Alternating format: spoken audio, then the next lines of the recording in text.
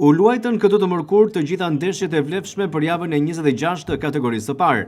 Flamurtari ka arritur një fitore të rëndësishme në transfertën e Fierit përballë Apollonis, duke fituar me rezultatin 1-2. Të parët që kaluan në avantazh ishin vlonjatët në minutën e 26 me anë të Oshafit. Vjen goditja me kokë, realizon Flamurtari 0-1. Por do të barazonte shifrat Apollonia përpara se të mbyllej 45 minutë që i parë me anë të Ndubuis. Drejt qendrës me kokë edhe një herë topi shtyllë dhe pas vjen goli. Realizon Ndubuisi. Volën e fitores do vendoste shkurtaj në minutën e 68. Goditja e tij shprekur. Vije fantale.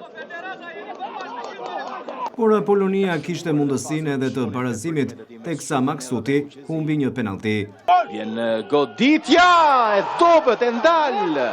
Fantastik Aloshi, kupton krahun. Kështu, pas javës së 26, mund të thuhet se Flamurtari është i sigurt në rrugën drejt elitës, së bashku me Vorën, që aktualisht mban vendin e parë në tabelën e klasifikimit dhe vlonjatët të dytët.